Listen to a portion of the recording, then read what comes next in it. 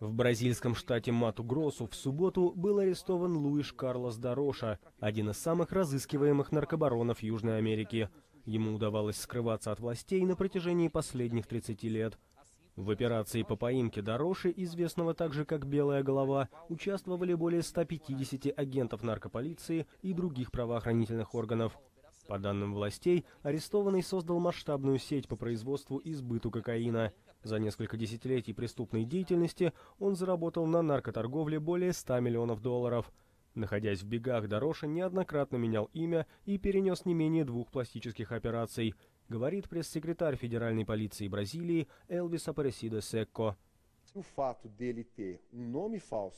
Тот факт, что он жил под фальшивым именем и что его внешность совершенно не совпадала с той, что была в нашей базе данных, сделало спецоперацию чрезвычайно сложной.